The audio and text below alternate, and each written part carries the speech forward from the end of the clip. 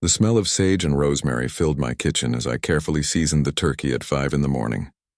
My hands, weathered from 73 years of life, moved with the practiced precision of someone who had prepared countless family meals. This was going to be perfect. I could feel it in my bones. "Harold, you're going overboard again," I whispered to myself, smiling as I adjusted the oven temperature one more time. But how could I not? It was Thanksgiving, and after months of barely seeing my family, they were all coming to Michael's house.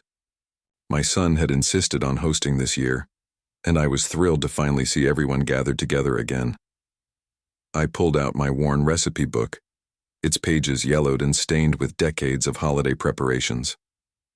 The cranberry sauce recipe my mother taught me, the stuffing that made my late wife Martha close her eyes in pure contentment, the pumpkin pie that had my grandchildren licking their plates clean when they were little.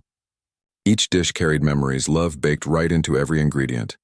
The drive to Michael's house felt longer than usual, my heart racing with anticipation. I had spent the previous week shopping for everyone, a new watch for my grandson Ethan, who had just started college, and little gifts for my other grandchildren. The backseat of my car was loaded with homemade dishes, each one wrapped with care. As I pulled into the driveway, I could see cars already lined up along the street. The house glowed warmly from within, and I could hear laughter spilling out through the windows. My chest swelled with happiness. This was what I had been missing, this sense of belonging, of being surrounded by the people I had spent my life nurturing and loving. I grabbed the first load of dishes from my car, balancing them carefully as I walked up the familiar stone pathway. The autumn leaves crunched beneath my feet, and I inhaled the crisp November air. Everything felt right. Everything felt like home. "Dad's here," I heard Michael call out as I knocked gently on the door. The sound of footsteps approached, and my heart practically danced with joy. I had been looking forward to this moment for weeks, imagining the warm hugs, the excited voices, the feeling of being surrounded by family who loved me. But nothing could have prepared me for what was about to unfold, the moment that would shatter my expectations and leave me questioning everything I thought I knew about the family I had devoted my life to. The door swung open, and Michael's smile seemed strained, almost forced. "Hi, Dad," he said, taking one of the casserole dishes from my hands.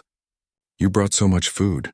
There was something in his tone, not gratitude, but almost annoyance. I brushed it off, telling myself he was just stressed from hosting. "You know me, son. I can't help but want to make sure everyone's well fed." As I stepped into the house, the warmth I had expected felt somehow distant. My daughter Susan waved from across the living room, but didn't get up from her conversation with her husband. My other grandchildren glanced up from their phones with polite nods before returning to their screens. But it was Ethan who made my heart sink. He was standing by the kitchen island, looking sharp in a new sweater I hadn't seen before. At 19, he had grown into such a handsome young man, and I had been so excited to hear about his first semester at college. I set down my dishes and opened my arms wide. "Ethan, son, come give your grandfather a hug." He looked at me with an expression I had never seen before, cold, almost disgusted. Instead of running into my arms like he had done countless times before, he actually took a step backward. "Grandpa, please. I'm trying to talk to my cousins." His voice was sharp, cutting. "Can you just—" "Not right now?" The words hit me like a physical blow. I stood there, arms still outstretched, feeling the heat rise to my cheeks as conversations around us gradually quieted. My daughter-in-law Janet glanced over with raised eyebrows, and I could see other family members pretending not to notice while clearly absorbing every uncomfortable second.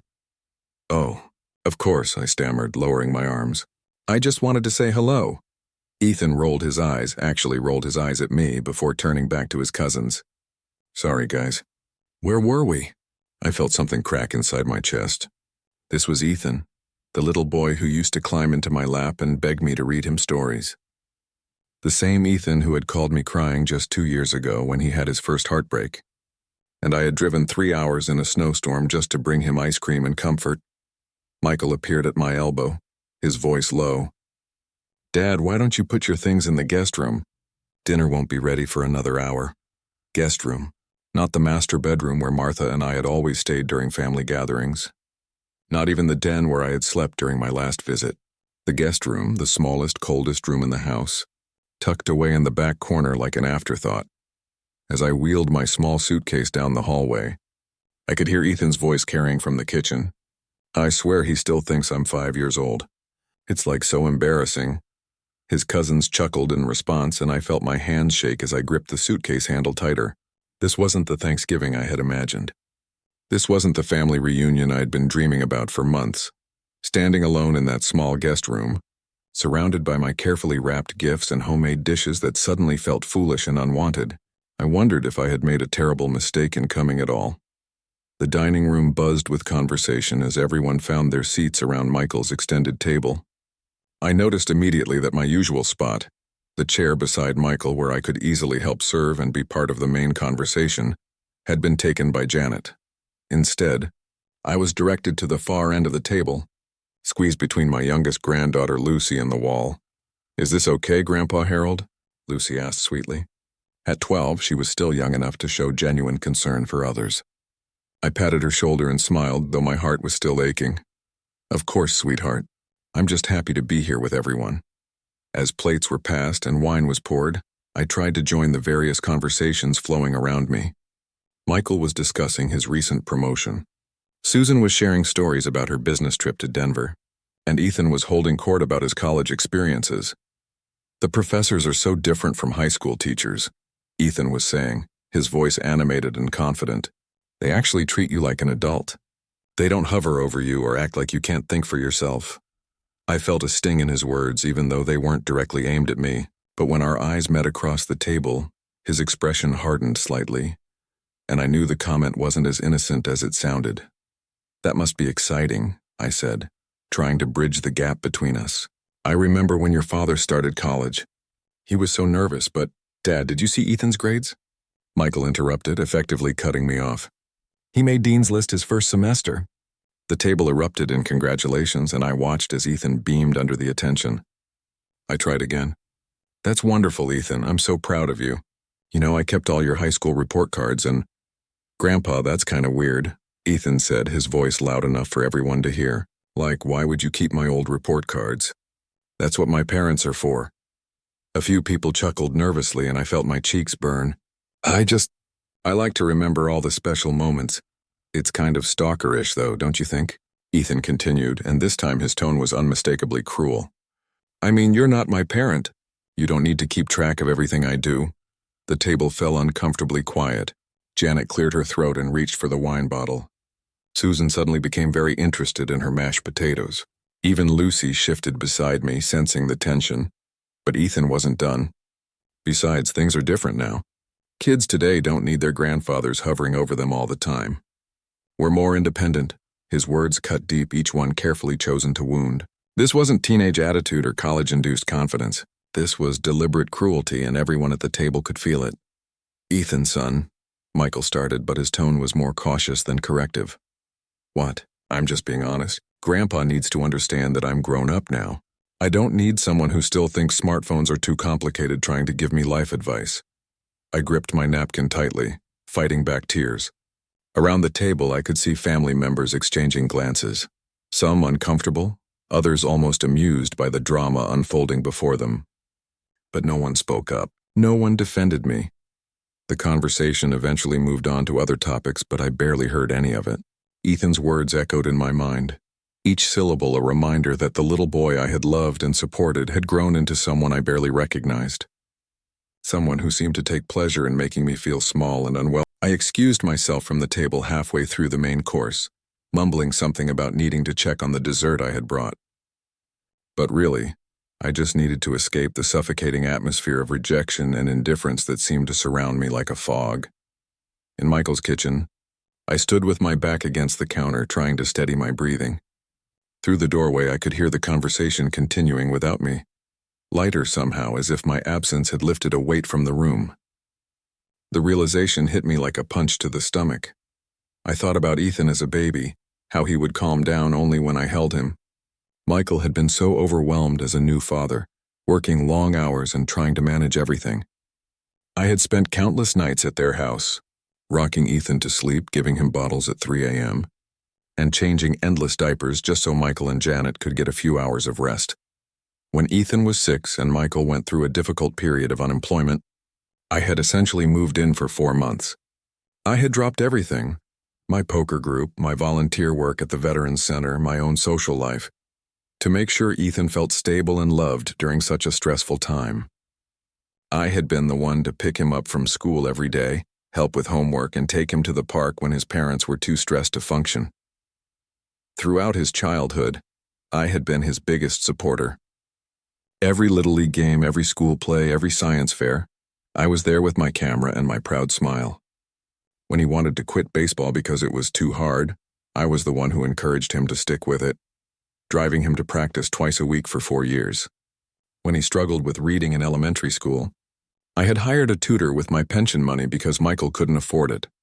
Just 2 years ago, when Ethan was applying to colleges, I had helped him with essays and applications.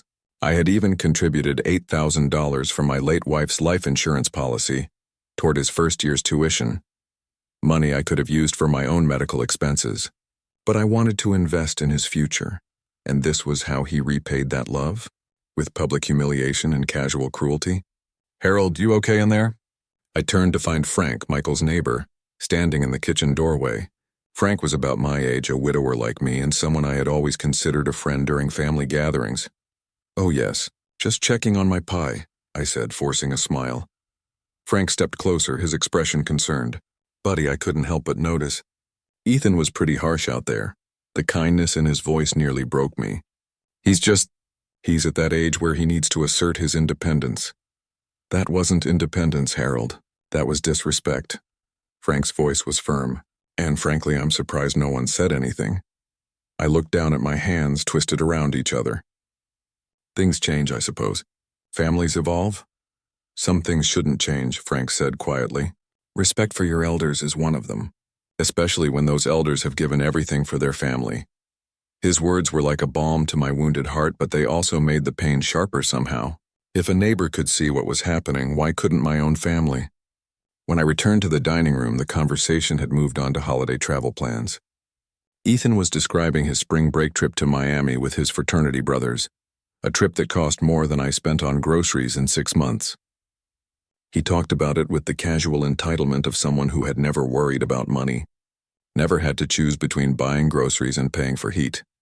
He had forgotten, or perhaps never truly understood, that his comfort had been built on sacrifices made by people like me.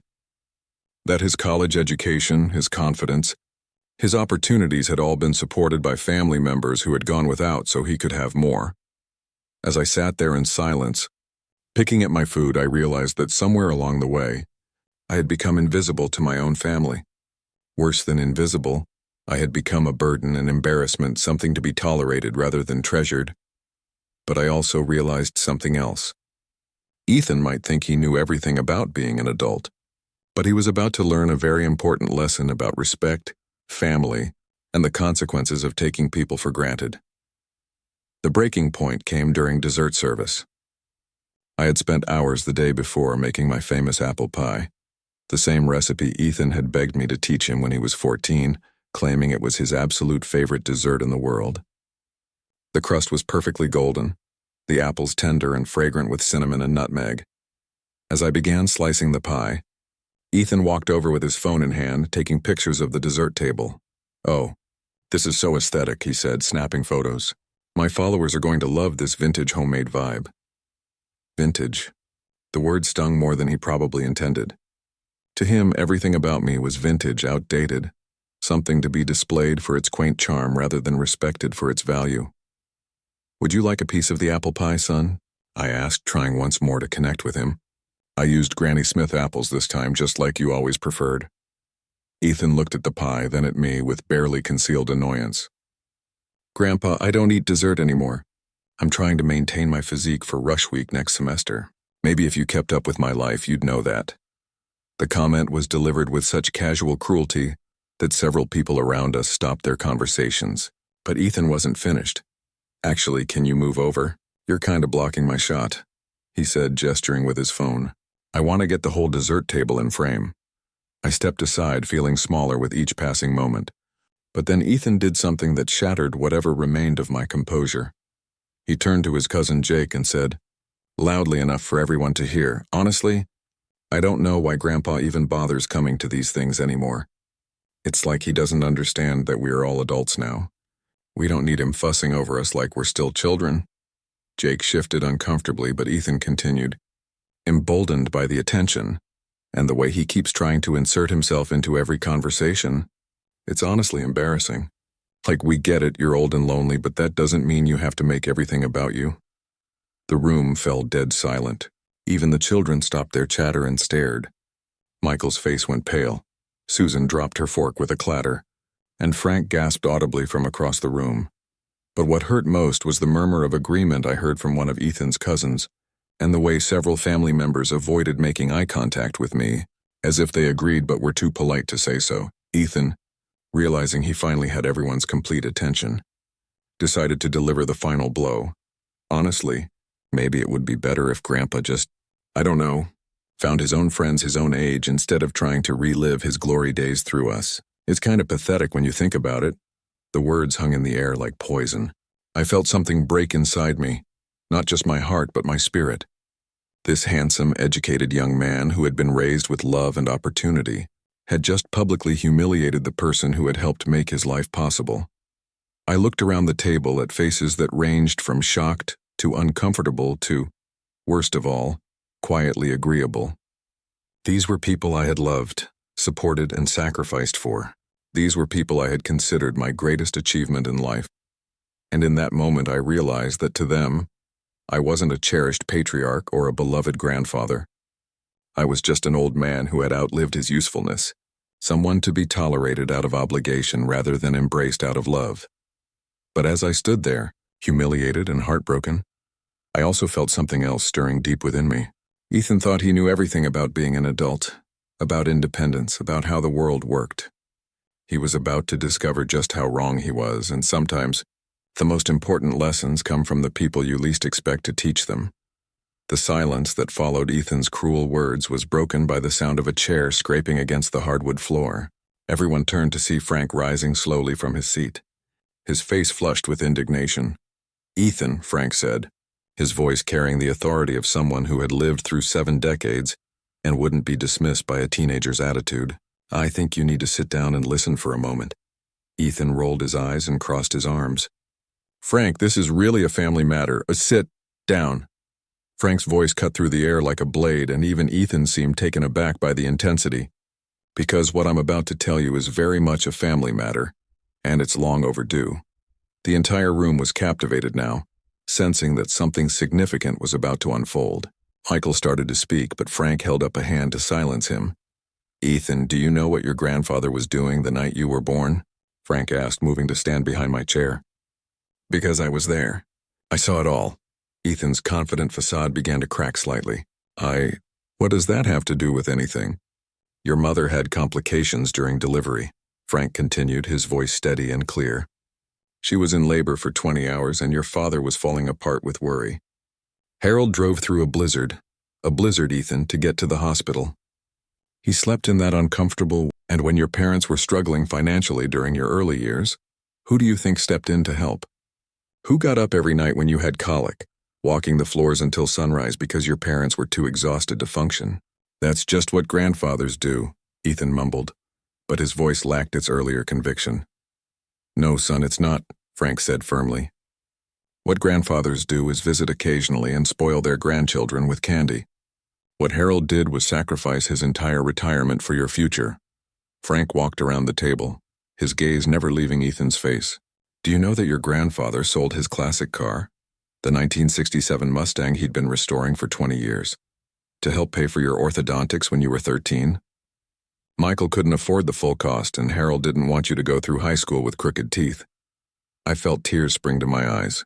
I had never told anyone about the car. It had been my private sacrifice, something between my dreams and Ethan's future. "He didn't just sell his car," Frank continued, his voice growing stronger. "He took a part-time job at 70 years old, working nights at the hardware store so he could contribute to your college fund. Every month for 4 years he put money away for your education instead of enjoying his retirement, like he'd earned the right to do." Ethan's face had gone completely white now, and I could see his hands trembling slightly. Around the table, family members were staring at me with expressions I hadn't seen in years: respect, gratitude, and more than a little shame. And that apartment you lived in during your senior year of high school, when your parents were going through financial troubles. Frank's voice was building to a crescendo. Harold paid the rent for 6 months. He ate canned soup for dinner so you could have a stable place to study for your SATs. I didn't know, Ethan whispered. But Frank wasn't done with his education. Of course you didn't know, because Harold never wanted you to carry the burden of gratitude. He wanted you to feel confident and capable, not indebted. But that doesn't mean his sacrifices were worthless. And it certainly doesn't mean he deserves to be treated like an unwanted burden at his own family's Thanksgiving dinner. The room was completely silent now, except for the soft sound of someone crying. I realized it was Michael, tears streaming down his face as he looked at me with an expression of profound regret. Frank placed his hands on my shoulders, his voice softening, but losing none of its power. This man didn't just help raise you, Ethan. He built the foundation that your entire life stands on, and you just called him pathetic in front of the people who love him most. Ethan's confident mask had completely crumbled now, leaving behind a young man who suddenly looked very small and very lost. But the damage had been done, and everyone in that room knew it. The question now was whether anyone would have the courage to make it right. Part 7. Truth spills out. The revelation hit the room like a thunderclap. Ethan stood frozen, his face cycling through emotions, shock, denial, and the first glimmers of horrifying realization. But it was Michael who broke first. "Oh God, Dad," he whispered, covering his face with his hands. "I'm so sorry. I had no idea I never knew about the car, about the rent." "Michael, you were struggling," I said softly. "You had just bought the house, you were working overtime constantly. I couldn't let you know how much I was doing because I knew you'd feel guilty and try to stop me." "But you should have told us," Susan said, her voice thick with emotion. "We would have helped. We would have found another way." "There was no other way," Frank interjected. "Harold chose to sacrifice because that's what love looks like. That's what family means. And now his grandson has repaid that love by publicly humiliating him." Ethan finally found his voice, though it came out as barely a whisper. "Grandpa, I didn't know." "Of course you didn't know," I said, my voice steadier than I felt. "Because when you love someone, you don't keep a ledger of your sacrifices. You don't hand them a bill for your care. You simply love them and hope they grow up to be good people." The words hung in the air like a judgment, and Ethan flinched as if I had slapped him. Janet, who had been silent throughout the confrontation, suddenly spoke up. "Harold, I owe you an apology too, we all do. We've been taking you for granted, treating you like—" She paused, struggling with the words. "Like you were just there for our convenience." "Like background noise," Lucy said quietly from beside me, and despite everything, I almost smiled. Children have a way of cutting straight to the truth. "Lucy's right," Michael said, wiping his eyes. "We've been treating Dad like he's just part of the scenery, like he's always been there and always will be, without thinking about what that means or what it costs." Ethan was crying now, silent tears streaming down his face. "Grandpa, I'm so sorry. I wasn't thinking." "But you were thinking, Ethan," I said gently but firmly. "You were thinking that I was embarrassing, that I was pathetic, that I was trying to insert myself where I wasn't wanted." Those weren't accidental words. They came from somewhere. He couldn't deny it, and he didn't try. Instead, he sank into his chair, looking younger than he had in years. "The thing is," I continued, looking around the table at all of them, "I don't need your gratitude. I never did. When you love someone, you give because giving is joy. But I do deserve your respect, and I deserve to be treated with basic human dignity. And today, in front of all these people, I was treated like I was nothing." The room was completely silent except for the sound of quiet crying. Even the children seemed to understand that something important was happening.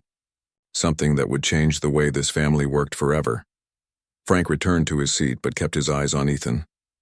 "Young man, you're 19 years old and you think you know everything about the world, but you just learned that the foundation of your entire life was built by someone you called pathetic. What are you going to do with that knowledge?" Ethan looked up at me, his face streaked with tears and completely stripped of its earlier arrogance. "Grandpa, how can I ever make this right?" It was the first genuine question he had asked all day, and for the first time since I had walked through the door, I saw a glimpse of the little boy I had loved so fiercely for so many years. But before I could answer, Michael stood up from his chair and walked around to where I was sitting. "Actually," he said, his voice trembling but determined, "I think there's something we need to do first." Part 8. The Unexpected. Honor Michael looked around the table at every face, his expression more serious than I had seen it in years. "Everyone, please stand up." The request was so unexpected that people hesitated, looking at each other uncertainly.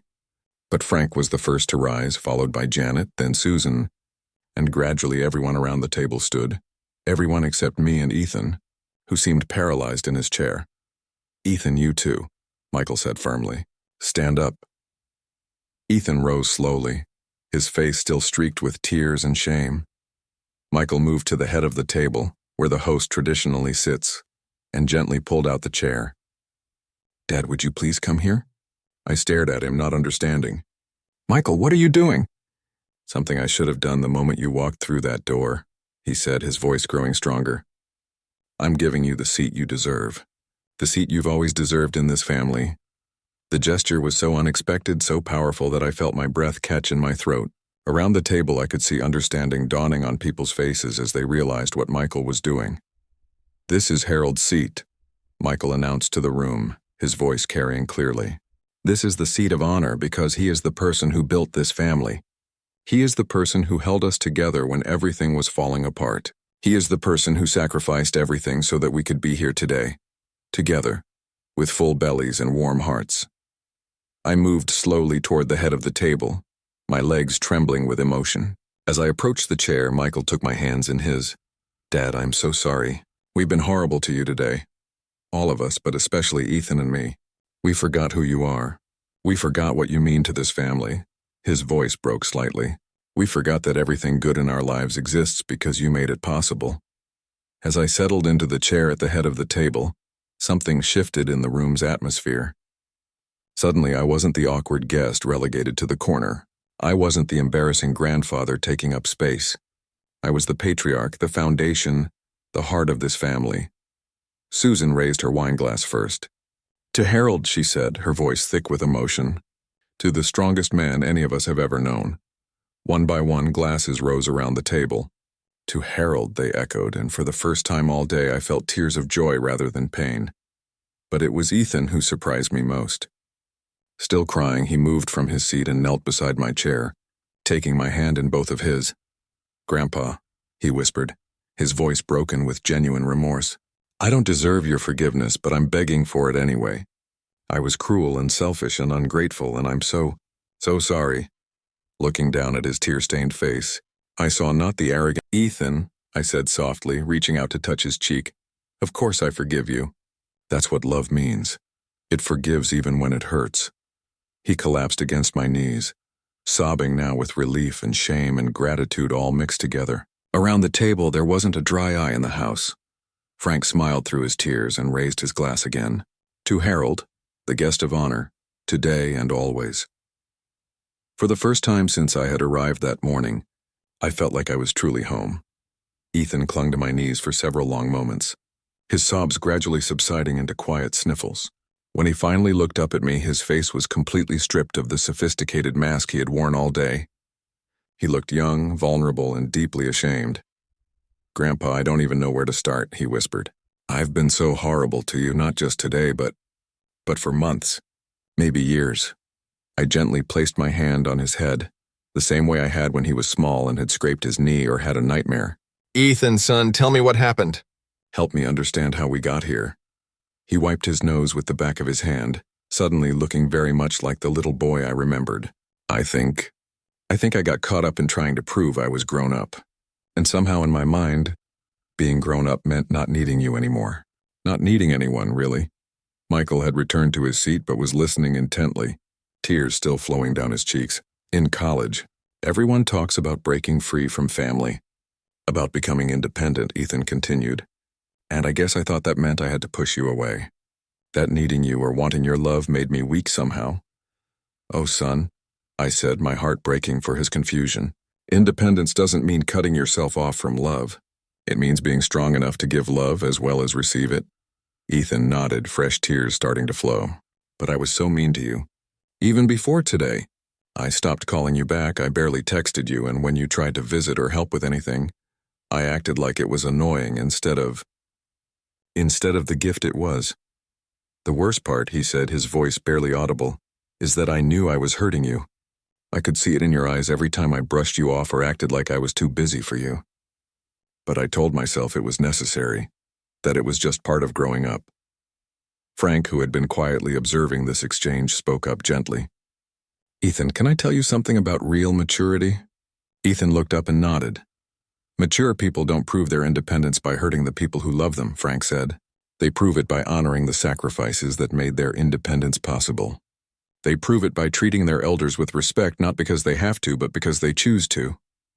I know that now, Ethan said, looking back at me.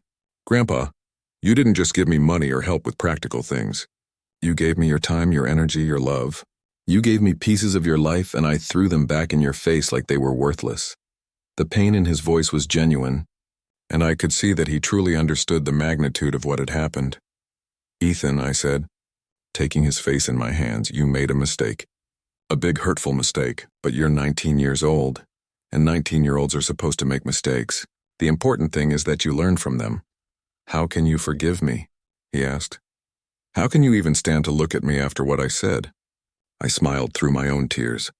Because I remember teaching you to ride a bike in this very driveway. I remember you falling down and scraping your knees, and I remember how you got back up and tried again. This is just another kind of fall, son, and I'm here to help you get back up and try again. Ethan buried his face in my lap, and I could feel his whole body shaking with the force of his emotions. I love you so much, Grandpa. I'm so sorry I forgot how to show it. I love you too, Ethan. I always have and I always will. That's what family means. Love that doesn't disappear just because someone makes a mistake.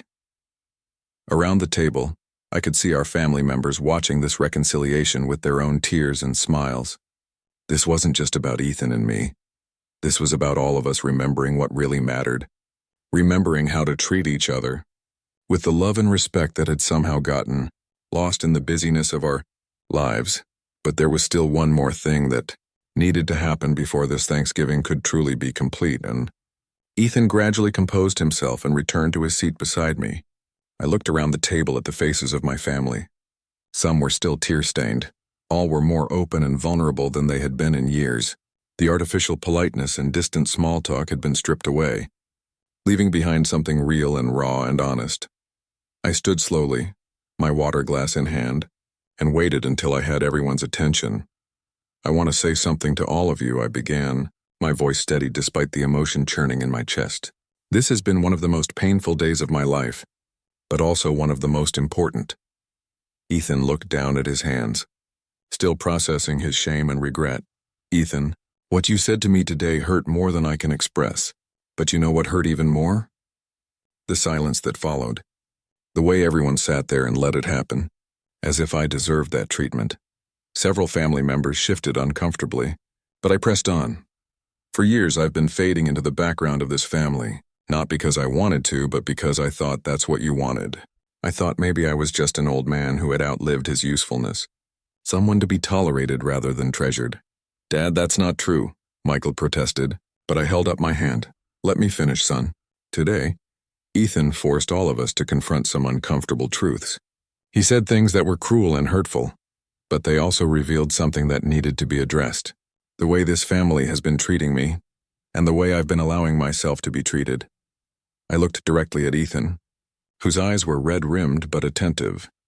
Ethan, you are going to make mistakes in your life. Big ones, small ones, mistakes that hurt people you love. What matters is what you do after you make those mistakes. Today you showed me that underneath all that misguided independence and youthful arrogance, you're still the caring, empathetic person I helped raise. You owned your mistake, you genuinely apologized, and you showed real remorse. That takes courage and character. Ethan wiped his eyes with his napkin, a small smile breaking through his tears. But this isn't just about Ethan, I continued, looking around the table. This is about all of us remembering what family means. It means treating each other with respect, even when, especially when, someone is older or different or maybe not as hip as the younger generation. I raised my glass higher. I want to toast to second chances. To the courage it takes to admit when you're wrong. To the grace it takes to forgive when you've been hurt. and to the love that holds families together even when they're falling apart. Around the table, glasses rose to meet mine, but mostly, I said, my voice growing stronger, I want to toast to the lesson Ethan taught us all today. He reminded us that independence doesn't mean isolation, that growing up doesn't mean growing away from the people who love you, and that respect for your elders isn't old-fashioned, it's timeless. To family, I said, looking each person in the eye. The messy, complicated, imperfect, beautiful thing that connects us all. To family, they echoed, and this time when the glasses clinked together, it sounded like a promise. As we all sat back down, Ethan reached over and took my hand. Grandpa, I know I have a lot of work to do to earn back your trust and show you the respect you deserve. But I want you to know, I'm going to do that work. Every day, I squeezed his hand. I know you will, son, and I'll be here to help you just like I always have been. Michael stood up and moved toward the kitchen. You know what? I think it's time we really celebrated.